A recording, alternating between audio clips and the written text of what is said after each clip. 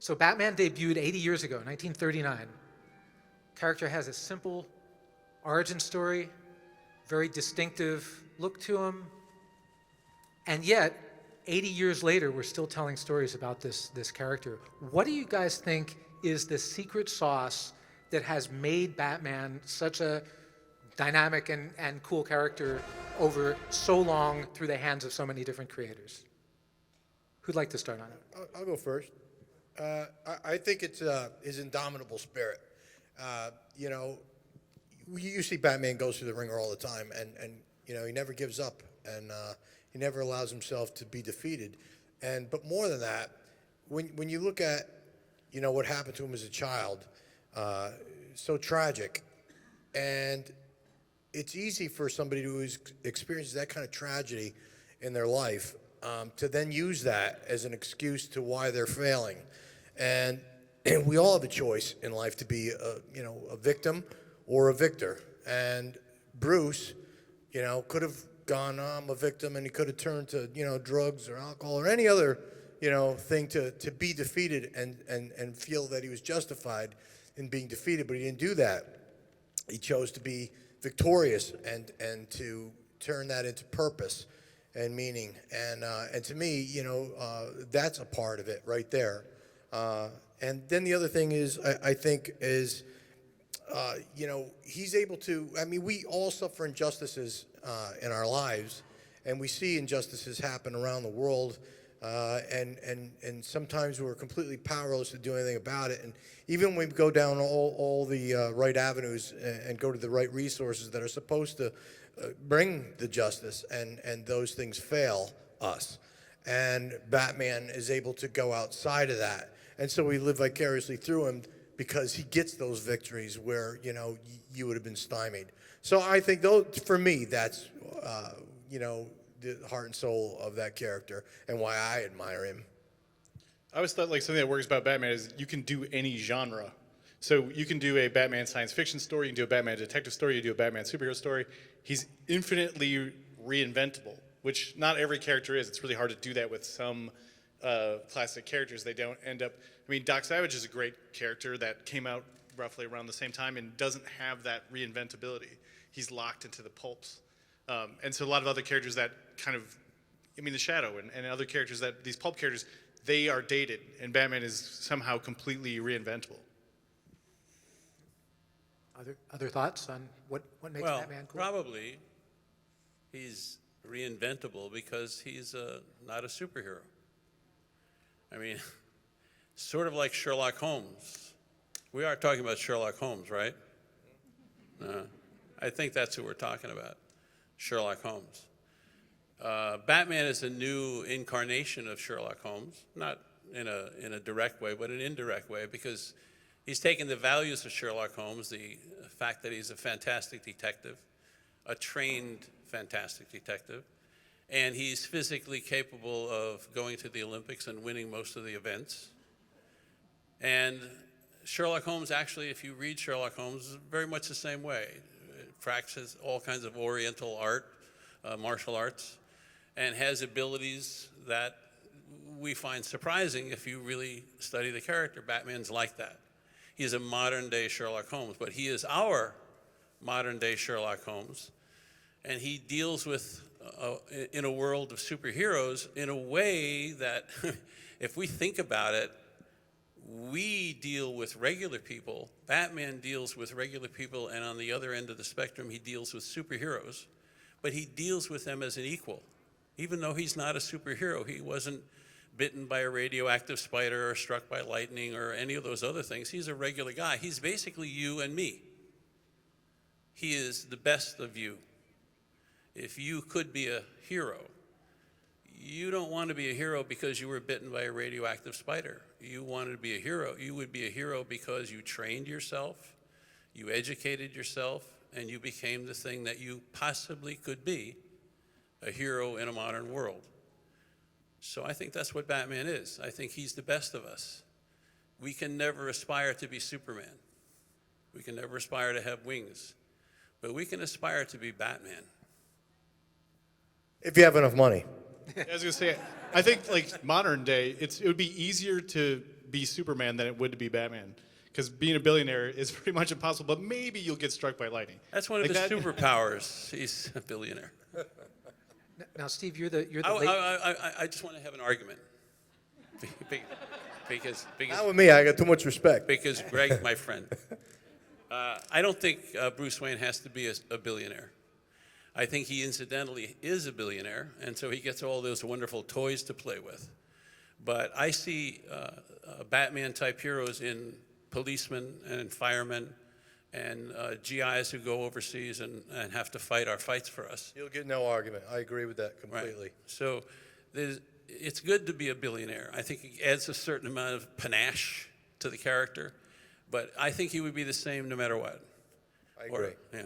See, no arguments. Say, no argument. Just putting you in your place.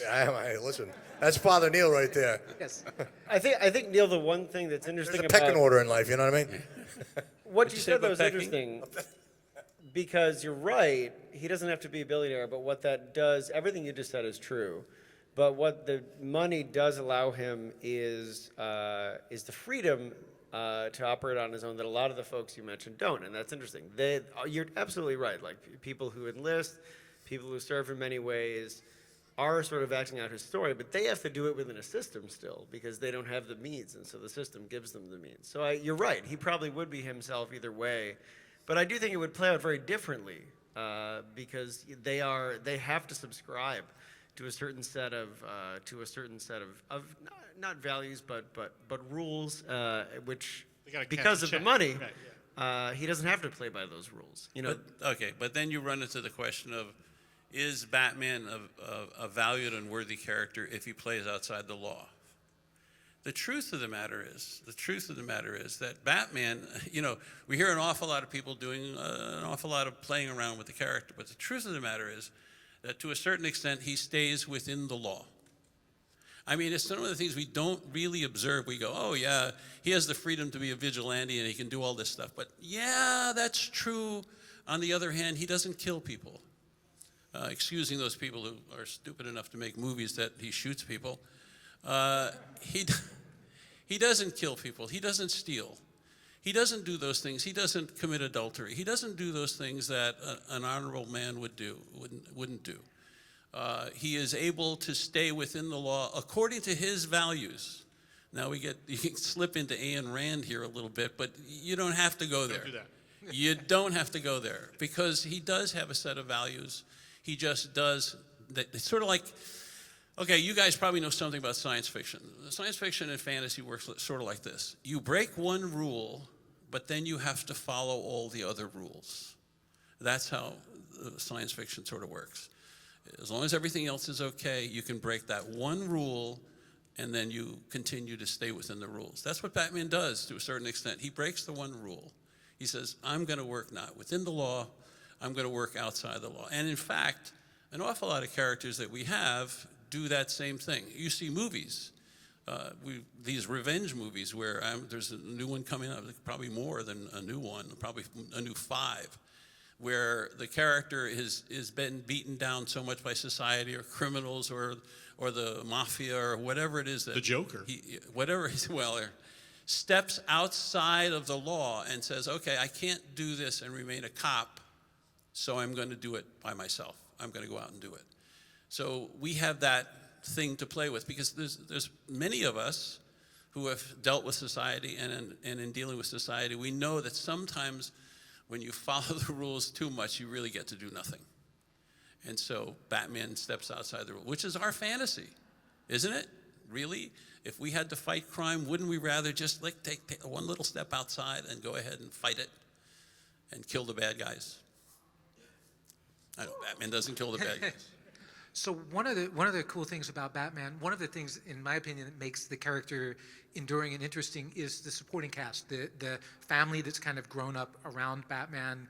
Because Batman himself is not intended to be somebody that we, the audience, identify with, right? He's sort of on his own level, but he has all of these other characters that are sort of points of entry into his world. I'm wondering which, for you guys, which is the most sort of interesting and provocative member of Batman's supporting cast? And in the stories that you tell, who do you like to have as that sort of point of entry Tim, you and I were, Tim, you and I were discussing this a little bit earlier. Who's your choice? I mean, I always say Robin is a super important part of Batman. A lot of people feel weird about having Robin in there because it's a kid and all this sort of stuff, but that's missing the point. Robin should be the kid's entry point in the character. You as a kid, when you first saw Batman Robin comics, you're like, Batman is cool. I want to be Robin because I get to hang out with Batman. And so that's like, it's such an important, and he's supposed to keep Batman grounded, right? We as an interesting character aspect, Batman is so driven that sometimes Batman rides the line, right? That's what makes one of the things about the character interesting is how driven to justice he is. Robin is the character to say, "Hey man, chill out," right? And he's us telling Batman to pull back a little bit. He's the light in the darkness. That's why he wears yellow and red, and Batman wears blue and black. I always thought that losing Robin makes Batman a less accessible character to anybody under 25. Any thoughts on that? Oh, I mean, I think you're right. I like. I have a really nerdy answer that I'll skip, but I really like Leslie Tompkins. Like I like because Batman is like us, but he's also been built up as this unbeatable myth. Especially when I first was getting into it was just at the advent of he's always got a plan. No one can beat him. Which ultimately I think it makes him less human. Like part of being human is making mistakes and then coming back and overcoming something. So I like that Leslie knew him before he was Batman, and I think there's something very humanistic about that. Well, she's the one she's a doctor, and she has to put him together. Yeah, she's like the person that he gets to still be human around. He bleeds around. And I think that's always been really fascinating to me. Greg, Neal, do you guys have any favorites in the supporting cast? I mean, I like Alfred. As a guy whose father left when I was like 3 or 4, I had an uncle who meant a lot to me. And so I don't know what it's like to have a father, but and neither does Bruce really, because his father got taken so early. And so Alfred is sort of like my Uncle Sam, right? Which is an important thing to have in your life. And so Alfred gives the support and the tenderness and at times guidance. And I think that's why he's such an integral part of that thing. It's giving Bruce that missing piece. You have to have, a mature, male adult to show you how to sort of go down that road a bit. And so, he keeps Bruce kind of, guided in that way. And so I love Alfred for those reasons. So we don't have to have a serious discussion here, right? No. It's Aunt Harriet. You're going to say Aunt Harriet. Well, okay. We started off with Batman with a secret identity, and we got Robin. And Robin was created by Jerry Robinson. Coincidence. Just joking. And then he created the Joker. And then people started to learn Batman's identity. And then we get more Robins, and then we get other people, and people build this stuff, and everybody knows who he is. Pretty much the population of Gotham City knows who Batman is. I don't know how he can operate. I really don't. And every time another medium deals with a character, whether it's film or television, you kind of start off with he's got a secret identity, and nobody knows it, and then somebody knows it, and then somebody else knows it, and then pretty soon Ra's al Ghul knows it. I mean, Penguin knows it, or whoever. Everybody knows his secret identity. In real life, if that happened, he'd be dead. I don't know how he could avoid death. I mean, it'd be coming at him from all angles. But for the sake of the variety of the form, we create characters that know his identity and thereby destroy the character. He no longer is Batman. He no longer is the elusive guy with a secret identity. He's the guy with everybody knows who he is. And it's very, very hard for other people and other mediums to then deal with it because you're going to do another Batman film, and are you going to start with, oh, it's Batman, and oh, maybe there's Robin, and of course there's Alfred, but pretty much that's it. But no, in the comic books, guys, we got 15 people who know what is his secret identity. It's just too many people. So it's sort of like Superman getting old, or that movie where Batman has got the gray hair on the sides of his head there because he's getting a little bit older, and then suddenly they take the gray away because, oh, maybe we don't want him that old, or how old is he really? All these kids around, all these brats around, suddenly he's, at 60, I don't know, how old is he? I think he's 29. I think he's 29 years old, and he took on this kid and helped this kid out, and that's the character that was created by Bob Kane and Bill Finger. Well, Bill Finger. I don't know about Bob Kane. No offense, Bob. I know you're up there Or down there. By the way, just to what Neal is talking about, do we all know the story that Batman's co-creator, Bill Finger, actually arguably principal creator for many, many years, went uncredited and unacknowledged, and finally last year, 2 years ago, got recognized as at least a co-creator. Hold on a second. Yep. It was his granddaughter. Yes, that's right. It didn't automatically happen. No, they fought like hell to make it happen. Yeah. She fought like hell to make it happen. And Bill Finger never fought like hell at all. Bill Finger was creative and he did a good job, but he backed away from accepting or looking for responsibility, and it was his granddaughter that did it for him. Bill Finger, I'm sure, was a nice guy. I never met the guy, but it was his granddaughter that deserves, in my opinion, the credit for bringing the credit to her grandfather. And that's really the story. Bob Kane, of course, was a jerk. Did I say that? I'm sorry. So I meet Bob Kane. I'm at a convention, and I say, Mr. Kane, it's such a delight to meet you. I never thought I'd meet the guy who created Batman. I draw Batman too, and he said, well, you don't draw it right. I said, well, no, I appreciate that because, of course, you created it, He said, well, you should study what I did. Okay, so, no, absolutely, you created the characters. Your character, God knows, any advice that you have, I'd appreciate it. So, well, why don't you just study what I do? If you just study what I do, you understand how to do it. You just don't get it. You young guys don't get it. Of course, I'm not young anymore, but still, I'm saying, okay, I get it. Sir, I appreciate it. Well, you appreciate it more if you pay attention. Okay, thank you so much. I'll meet you up on the stage. So I turned around and I walked away, and I had a bunch of my friends there, Howard Shake and various guys. And I said, guys, I just met Bob Kane. And they all went, asshole, wasn't he? Oh, I thought it was just me. No. Kind of a jerk. Once again, we are open for questions here, so if anybody wants to ask questions of our panelists, Are you diverting my story here? I'm sorry. I'm just kidding. Is your Just story? kidding. I'm having a good time. We're here for the stories, man. Okay. That's it. So, Questions, really? No questions? It's you my guys? first time here. You should give me a question. Yeah, don't you know? I think it's everybody's first time here. I think this is the first year for the show. There you go. First one. I mean, There in this you state, go. even. There we go. I've never been here before. You're smart people. You have questions. So, in your opinion, what's your favorite Batman comic book story? For me, it's Dark Knight Returns. I mean, I just love that story of Frank Miller. And as a matter of fact, anybody, and I know quite a few, sadly, who've never read a comic book, and I think it's accessible. And so I'll go, I know you're not into this stuff, but please just commit and read this book and tell me what you think. So, to me, I just love it.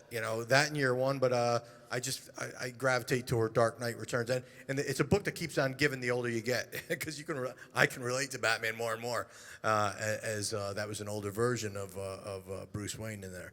So anyway, that's my answer. I just love that book. What else? Steve, Tim, you got it? Year one is mine. Of those two, of those books, to me, that's the only Batman story you need in some ways, but obviously not, because we wouldn't be here. But I also strangely always bring up this much more deep cut thing. I love the Batman and Planetary Crossover, which sounds absurd. But it is actually a great Batman story by contrasting everything that like Tim and Neal have talked about, how he is a character that is still Batman across many genres and many types of stories, and his meaning and message is so clear. And if you guys haven't checked that out, it's just a prestige format, one shot.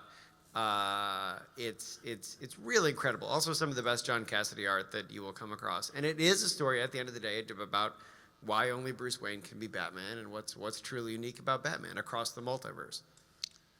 There's a story by Peter Milligan and Kieran Dwyer called, it ended up being collecting Dark Knight, Dark City, I think is the name of the story. But it's a horror Batman story, a detective story where Batman has to find these clues set up by the Riddler, and Riddler accidentally summons a demon.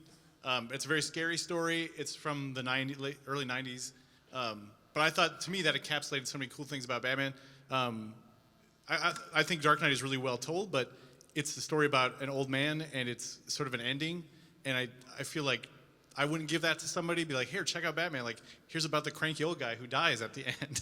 But I feel like some of those Batman stories from the 90s, Mike Barr did some really good ones, where it's just about Batman being Batman and the different kinds of things Batman could do and the different genres he fits in. I mean, this story is totally a horror comic, and it's perfect for Batman. The Batman Olympics. See, you don't know the Batman Olympics because you don't read old comic books. And I don't read old comic books either, but I remember this story.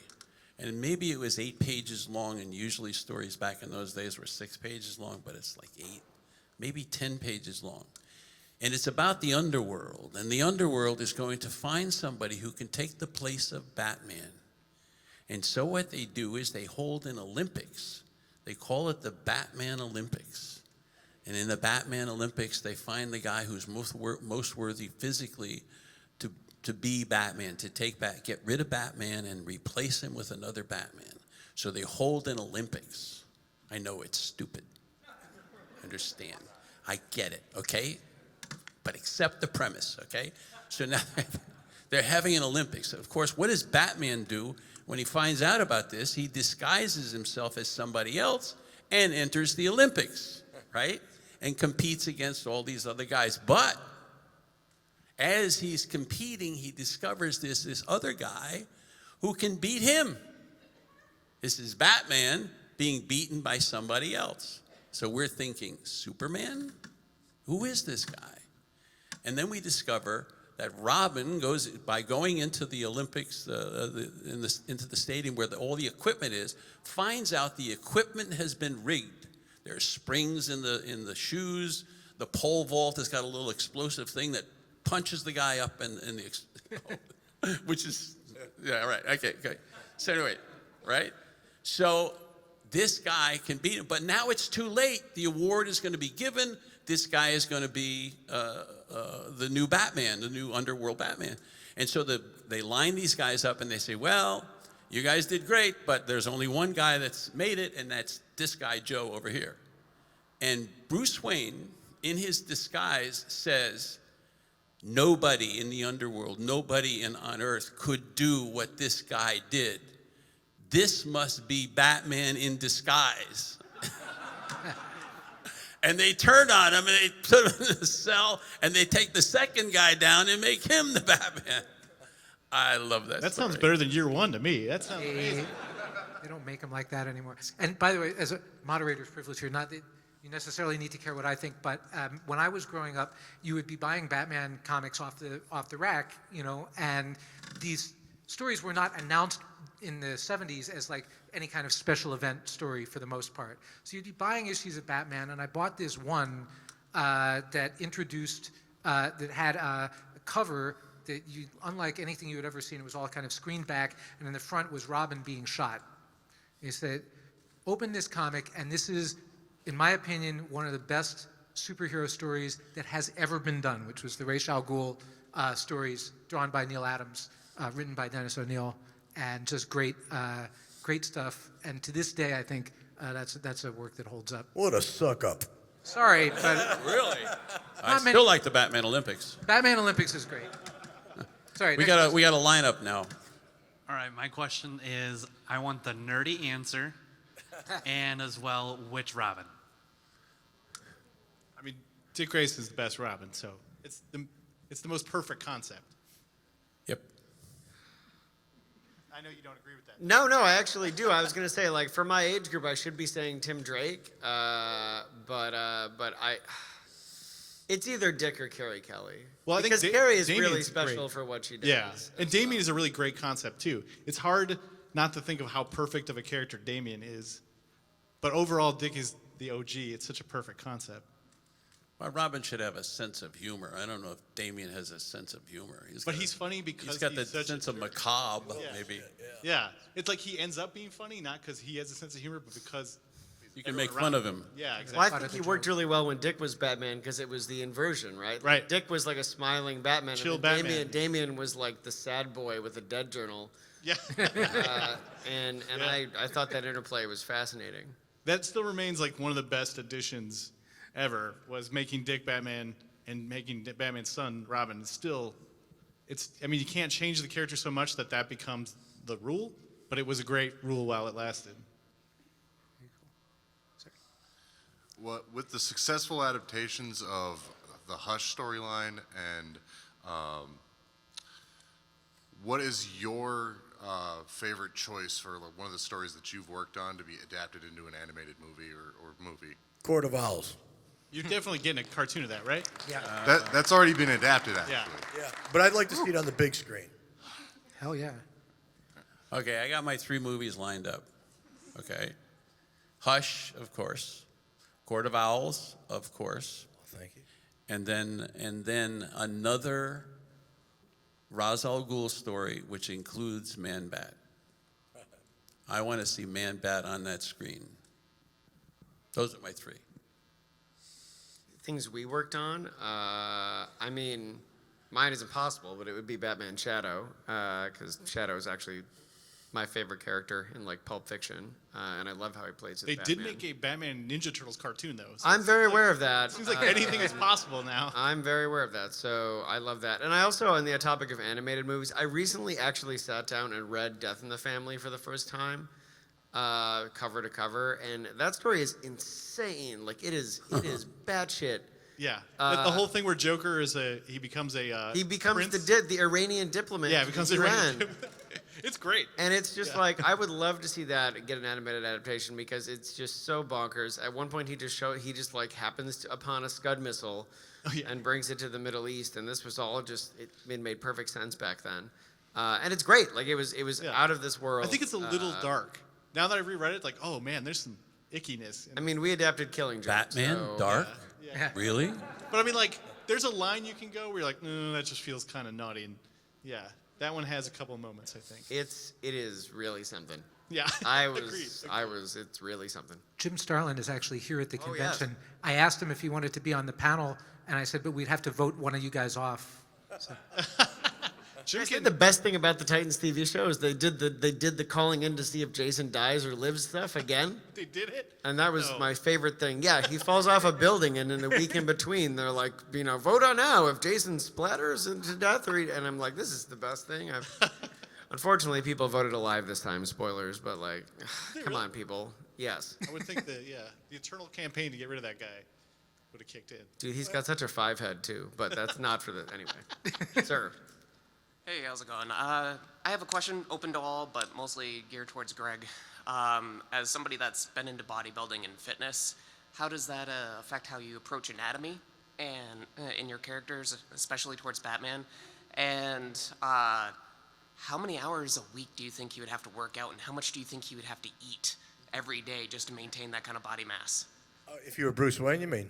Yes. Well, first off, I actually studied anatomy. When I was trying to get into Marvel Comics, that was like one of the things they said you should do.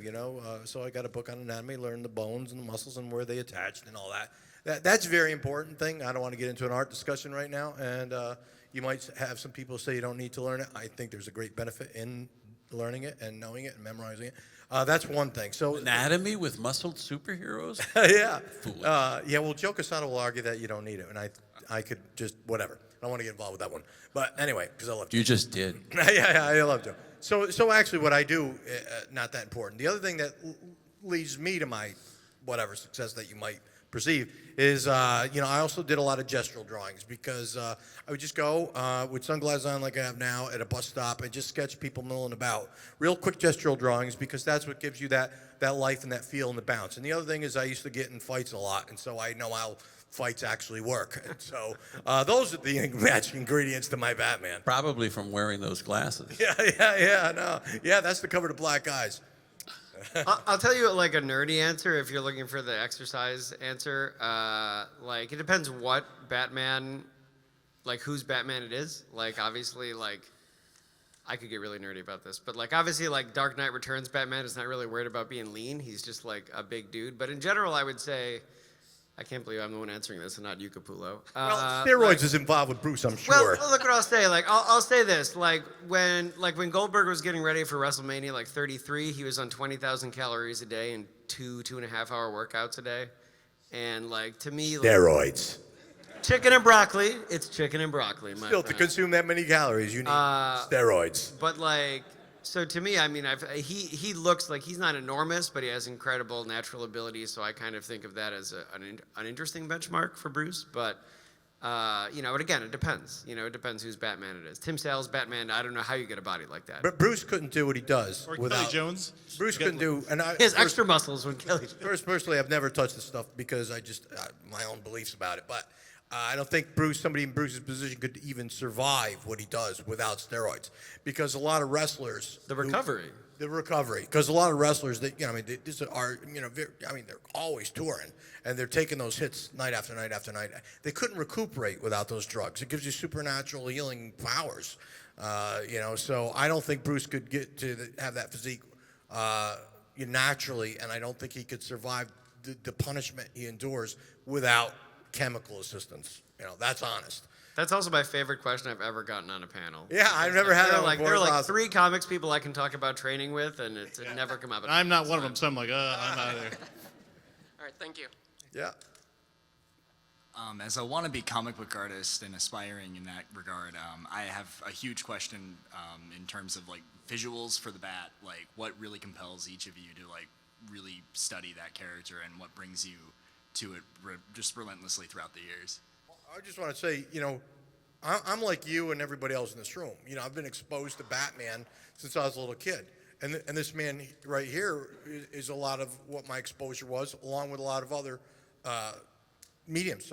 So what happens is, right, all this is inside of all of us, right? So it just happens to be what comes out of my pencil. It just happens to be the way my particular blender, spun all those beautiful ingredients together, right? So, but Father Neal here, definitely one of my most memorable Batman artists, you know, bar none, forever and ever. So One of? that's a part of it, you know what I mean? And so it's all just goes into you and comes out. So that's why all of us, if we were to sit down and draw Batman, it would all look a little bit different, because it's whatever influenced you most, and what your personal personality influences how you feel toward that thing. So, but yeah, so that's it. It's to me, it's an amalgam of all kinds of sources, even the 66 TV show, all that went in here, right? So the cartoons, all of it's in there. So that's me. The truth is that everybody, whether we do Batman or whatever it is that we do, could use studying anatomy more, because there's so many aspects to anatomy that we don't really get into, because we've got, I'm not saying that characters talk too much, but there's an awful lot of standing around. I'm feeling really attacked, Neal. I'm the only solo writer on this. And I fully apologize. truly, and sincerely. And there are things that the human body can do. I mean, for example, if you had a camera at the front end of a running broad jump, and you shoot that running broad jump, guys jumping toward you, and your camera is about 1.5 feet off the ground, okay, and this athlete is jumping toward you. His toe, his leading toe, will go up to the top of his head. His left leg goes out to the side at a 90-degree angle, and his foot flips back just a little bit while his arms go outward, and his arms and shoulders are even with his head. And if you were to draw this, kind of anatomically, and you look at it, you'd say no human could be in that position, but every running broad jumper is in that position every time they jump. So there are things that we need to learn about anatomy that are, one, fun, I mean really fun, two, make what we do better. So there's no extent that we can go to learn about those kinds of things that won't increase your enjoyment of comic books that isn't also fun for us. So we all need to learn more. I don't think there's any end to learning. And when we do, it just gets better. You know, one of the bits of advice that editors gave me when I was trying to get in, because as Neal said, you know, the human body's capable so much and it gets into such unusual positions, they told me to get like Sports Illustrated magazines and study the athletes. Also a great one was wrestling magazines, right? Because those guys are built like heroes and they're jumping off the top ropes and everything, so you see them in flying positions, all kinds of stuff. So Neal's right. I mean, the body's crazy and the things you could do, the way it contorts and stuff like that. So yeah, all those sources are great. And now, you know, with the internet and Google, I mean, you could get all kinds of great photo references from multi-angles on a lot of different bizarre positions and do your homework and study it and observe it and get stuff from it. So, yeah. But the job is also, and then you have to know it, but then you have to fake it because you're cartooning. So you have to know it in your head, the structure, and then you have to cartoon it so it looks cool on a piece of paper. That's the weird job. Yeah. Let's draw back from that just a little bit. No. One of the things, and you'll hear this from a lot of artists that have studied both ends of this, being a Bigfoot cartoonist, you guys may not know the term Bigfoot, Littlefoot. I just learned it because of him. All right. A Bigfoot cartoonist is the guy that draws the Mickey Mouse and the Donald Ducks with the big feet and the big hands. Walks like this. And walks like that. Right. And so that kind of lesson, that kind of teaching, drawing cartoons, okay, creating the exaggerations, are the things that make an artist if he then becomes a Littlefoot artist. A Littlefoot artist is the guy that draws the big bodies and little tiny feet. Superheroes. If those Littlefoot guys can learn the animation of the Bigfoot guys, their stuff becomes that much more dramatic, because the truth is that the human body can contort into all those positions, and that's where the animators get it from. They're not doing fake animation. They're not doing fake positions. Those positions are out there. You have to look for them. And Sports Illustrated, one of the greatest sources you could possibly have. You see some photographs of guys in athletic positions. You cannot believe the human body would move into that position, and they do. So the animator learns from that stuff. The animator learns how to animate that stuff, and then to take it and apply it to realistic work makes the stuff that much better. So you're essentially, it's like learning perspective and adding it to your repertoire, learning portrait art and adding it to your repertoire. All these things are lessons that you bring to what you do. None better, none worse, all important, all significant, and it all leads to less dialogue panels. Thank you. Sorry. Hello, my question is, what inspired you, your art towards Batman? My mother showed me a drawing I did of Batman and Robin that I did when I was 4 years old, and it was from the animated sequence, the Batman '66 TV show. You know, so the capes were flying up behind them and things. So I mean, I just captured my imagination from that age. So it's just kind of cool that the first superhero drawing that I'm aware of that I did was a Batman and Robin. And I grew up to draw Batman professionally. So I don't know, it's just that's it for me. It's always been in my blood, just there, you know. So, but Batman '66, man, I was addicted. I didn't realize it was just tongue in the cheek. I took that stuff seriously. When Batman and Robin, one episode, they came upon some alphabet soup letters, and Batman points out to Robin, notice that certain letters are missing from that alphabet, Robin, right? And so he goes, "There's a message," and Batman at that point, and I'm along for this ride, goes, "Look, I have my alphabet soup thermos with me, Robin." And he collects up the soup, and he brings it back to the Batcave to where there's a Batman, like, soup message decoder machine, and he pours it in, and the message comes out on a conveyor belt. Now, I didn't take that as corny. I was like, holy shit. You know, so anyway. Yeah. Eat that, Grant Morrison. Come up with something like that. I always thought the way Batman hangs on, and all superheroes, is that they work so well on paper. That they work so well in panels. I mean, you can indicate motion because Batman has a cape and Superman has a cape. A lot of stuff didn't translate as well, and it didn't survive in comics. But superheroes are so perfectly set for comic book art. Yeah. And the limited colors, you used to have limited print colors. So make a guy red and blue, that's perfect for a superhero. Yeah. That and page rates are better on Batman. Also true. Next. Obviously, no superhero has a better rogues gallery than Batman. But it seems like all they ever talk about is like 10 villains. You got Joker, Penguin, Riddler. Who's your favorite? Who do you think's underrated? Who do you remember the most of the villains that no one talks about? Go ahead, Greg. I was just going to say I think that Riddler's kind of underrated, and that's why Scott wanted to do a story, with him, which I think came out pretty well. I'm sorry, I didn't Riddler's step on Steve's answer. Go ahead. Oh, I would say this is tailor-made for someone who this only is- likes characters no one cares about. Yeah. This is your wheelhouse. You know what the real answer is, and it's always been my answer, is it's the Wraith or the Wrath. I forget if he has an I or not, but his deal. He was like it's kind of like anti-Batman. Yeah, it's kind of like what you were talking about with the Olympics, Neil. He was Batman for the criminals, and He was like Prometheus pre-Prometheus. yeah, and they originally had a Wrath symbol that they could shine so he would show up and fight Batman. And he was his inversion anyway. And his story was what I really thought was compelling, because there's been plenty of anti-Batman. Bane, Prometheus, they're all anti-Batman. But the story was that his parents, the same night that Bruce Wayne's parents got killed, his parents were involved in an officer-involved shooting and gunned down by young Jim Gordon. And so he had that vendetta starting the same night that Bruce's vendetta began. And it mirrored his in every way. And I've always thought that was super compelling. The costume has always also been super not great. As his colors are originally red and purple.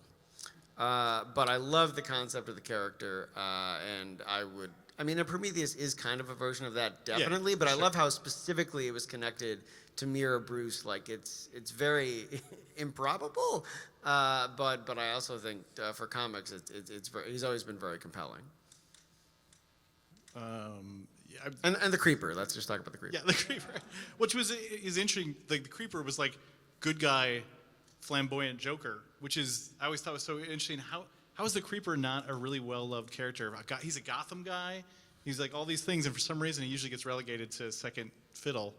I guess they had enough yellow and green and red. It's probably people. that his origin is extremely improbable. Even as someone who just described an extremely improbable origin, he does get sewn into a Halloween costume and dipped in chemicals.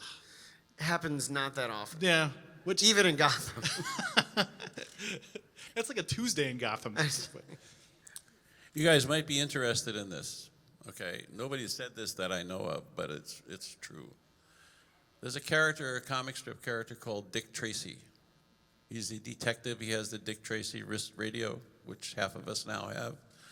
And Dick Tracy had characters like Prune Face, and the Sponge, had a guy with a sponge face, and had all these very weird characters. And Bob Kane and Bill Finger and other people basically borrowed from Dick Tracy, the detective comic strip. And one of the reasons that Batman got all those villains was because Dick Tracy had those villains. And it was the model for Batman, the greatest detective in the world, as we know Batman to be.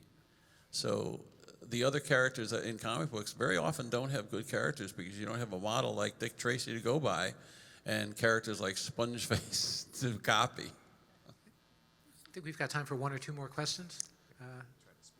Yep. Yeah. Actually, let's try and speed round and see if we can get everybody that's currently in line. Sorry, Dave. So you, sir. Kind of looking into the present and future of Batman.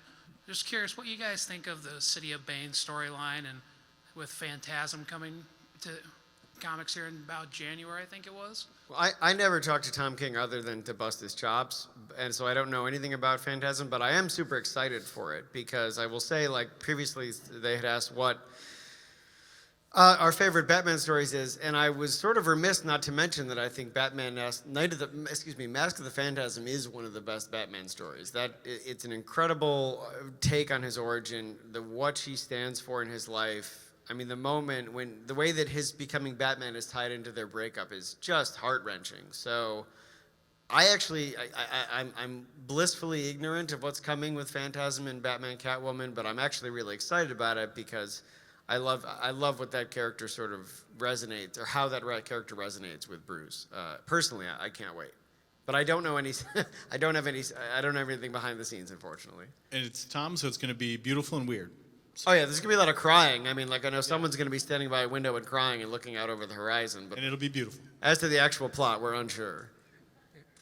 Yes. So nobody said Batgirl as their favorite supporting character for Batman, but my question's kind of about her. Do you prefer Barbara Gordon as Batgirl or as Oracle? And do you think she's more valuable kind of on the team, on the streets with him, or as the voice in his ear? That's a tough one. Good one. I mean, because Alfred is supposed to be the voice in his ear, right? So I always thought Batgirl should be, as a representation thing, having someone in a wheelchair is a great story thing, but that Killing Joke story has got some problems. So I just think she's better as Batgirl, personally. It's like, she's cool, young, happy Batman. That's cool. And she doesn't do it, she doesn't have money. So I mean, I'll counterpoint to him and I'll say, I came up when she was Oracle, and I do I don't know, I think her role as Oracle at minimum is more unique, especially because representation with Batgirl is actually an interesting question because she was only created for the TV show because people were worried about gay undertones between Adam West and Burt Ward. So she was created as a weird beard. And so I think... It's true. I think that actually turning her into something really powerful with her message of overcoming what happened, between her and the Joker as Oracle, it really was affecting to me as a kid. At the same time, with what Tim said, when you actually think about the DC universe, it's very strange that they can, everybody can cure everything, but somehow they could not cure what had happened to her. Or just that story wasn't supposed to be canonical. So I think it's sticky, but I will say, I loved when she was Oracle in Grant's Justice League. I loved the place that she had, which I thought was very, very unique, and the fact that she was still a hero, even though she had different abilities. So I sort of lean that way, but, obviously everybody's mileage may vary. Yes, sir. Hello. I was wondering, to build on the other guest's question about the villains, they say Spider-Man has a really good rogues gallery, but Batman, I think, has a better one, which my favorite is Ra's al Ghul. Thank you, Neal. Why do you guys think Batman has the best rogues gallery in comics? Dick Tracy. I always thought the idea that to make a good villain, you take an aspect of the character and you flip it, right? So Chaos, Joker is the order against Batman's order, and Penguin is the guy who comes from privilege, but he's a monster, and Riddler is the logic of Batman, except he's so logical he doesn't care about people, and so there's so many things you can flip in Batman and get a good villain. And you start to lose it, you get farther down the line, the characters that nobody cares about is because they don't have a good flip. They don't have something you can, it's like Killer Croc is really cool, but what does he reveal about Batman? It's harder. It's harder to do than Joker. What about Amygdala? Yeah, exactly. It's fun to have a guy for him to beat up, but it's what does he say about Batman? It's harder to get to, That's why every character kind of meets, they all run to an end when they're bad guys. When you're well, we've flipped everything already. We've done every version of this. That's why you have to have a cool visual, because some of that can carry. I mean, we forget why we liked comic books as little kids, right? Because these things looked cool, right? And so you can eke by. What you said is completely valid, but Killer Croc and Clayface, those... Yeah, they just look cool. They look cool, yeah. right? And so but also, that's the fun factor. Think of but the also Court of Owls. What you did with Court of Owls is actually one of the best and latest inversions. It's the they latest have Bruce's version. privilege, but right. They're thing. also turning Gotham against him, right? Right. So that's an inversion, right?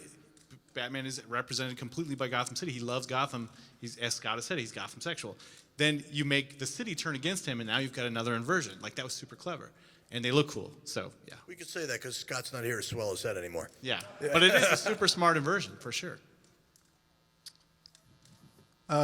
So my question is, with a character that's been around as long as Batman, 80 years, do you think is there any struggle or to introduce like new characters or new villains that will make as much of an impact as someone like Joker or Two-Face or Riddler or Clayface? I think the answer is that yes, it is really harder. hard. And that's one of the things why, I mean, Scott will name other things, what he thinks during our run was the best part of it. But I think it's Court of Owls, because to introduce the court, you know, Bruce is so arrogant that he knows Gotham better than anyone, inside and out. And to slip something under his nose that's been there for, what did it say, 400 years or something like that, I think that's just brilliant. I mean, that's brilliant. So that's new and that's fresh, and Scott put it in there, and I just love that. So to me, that's our favorite thing, and you know, I only have the credit for the visual. He's the one who came up with that brilliant. To me, it's just a brilliant idea, because it is harder, as you said, because so much has been done. And the struggle is to find new facets of him to make a lasting villain that you Right. can actually. Because I actually said earlier, I realized it as you're talking about it. I said it's his privilege that is inverted, but that's actually more Hush. What really is inverted with the Court of Owls is his myth. You know, he thinks he's the great myth of Gotham, but there was myth he's not. before him. Yeah. Right. And so I think the challenge, it is hard because the ones that last are the ones that are. Basically, you have to have a new revelation about Batman, and then you have to invert it. You know, that hasn't been had in 80 years. Yeah. Which is hard. And you know, We're all glad Scott's not here, because his ego that we're building right now would be too intolerable. But I think that's like sometimes and we worked on Batman and like as a team we were doing Batman Eternal, and you would come up with a character and you'd be like, yeah, I've got this idea and this guy, and you're like, oh, that's Harvey Dent, that's Two-Face, and like you'd come up with these and like some of this stuff, even like the guy Lincoln March, he doesn't work as well as Court of Owls in general, right? So he doesn't stick as much as some of these things, and like characters like Clue Master, like if they're an also ran, you have to think of a different version. So the way to make Clue Master work is he's got a daughter who wants to be Batman. And that's the only way to introduce something new about the story, right? That's how you end up with spoilers. Spoiler sticks. It's like, that's the hardest part of the job, is like flipping these things and trying to make them say something new. So as we come to the end of our fast-paced hour here, I want to give everybody on the panel a chance to go down and tell, what are you doing, what are you currently working on especially in the Batverse, and then also for folks that are going to be here for the rest of the weekend, where can people find you at the convention? What else are you doing? So Neal, what are you up to these days, and where? I'm doing Batman versus Ra's al Ghul. Second issue has just come out. I'm working on the 5th issue, and it's and I actually don't think DC Comics read the last chapter. You're not alone in that, Neal. I don't think they've read any of my scripts in the past 3 years. I have valid reasons for believing that, but there you go. But there are going to be some surprises. You can find Neal at his booth. Yes, under the table. Greg? Saying weird beard. I just blasted George Costanza. I just want to say weird beard out loud. For me, I'm just wrapping up Last Night on Earth, which is sort of the bookend to Scott and I, Court of Owls, you know. So this is the end of our Batman. It's not to say Batman won't appear in anything that we ever do in the future for DC, but that really is the end of our run on Batman. That began with Court of Owls. So I just turned that in. The rest of the team is working feverishly without sleep to get it done, because it's got to get to the printer before the holidays crash upon us. So that's my thing. And then right after 45 minutes from now, after we wrap this, I guess I get a VIP meet and greet where I'm sure some of you people will be coming to say hello to me there. That's where I'll be next. And then tomorrow I'll be signing with Scott at our booth. I'm in Artist Alley. I'm pretty close to Steve. I can't remember exactly what booth we are. I'm right across from Greg, so that's how I was going to tell people. I have no idea what. We don't know the numbers or anything. We just know. But when you see the line for Greg, turn around, and that's where I'll be. And then close your eyes and just take 10 steps, and I'm somewhere over there. So yeah. But what are you doing? What are you working on now, Seeley? So I'm working on Masters of the Universe, Masters of the Multiverse for DC Comics. It's a He-Man crazy comic, and I've got Money Shot, which is my scientist as porn stars comic. Money Shot is a great book. Vault, and Dark Red, which is a vampire in rural America story from Aftershock. So yeah, I'm right across from Capullo and Scott. and I'm also behind Charles Soule. So those are you can triangulate me with those other people. What am I working on right now? Well, I'm actually doing a Batman story that is in the Crimes of Passion anthology. It's going to be out sometime in 2020, and I'm very excited because it's a throwback to the Batman serials from the 40s. And I'm working with Greg Smallwood, who is a crazy good artist that I've never worked with before. And in my spare time, I'm also writing Wonder Woman ongoing. So that's where you can find me. I'm actually not in Gotham. I'm on Themyscira. They let me in, at least the outside. And I'll be there for.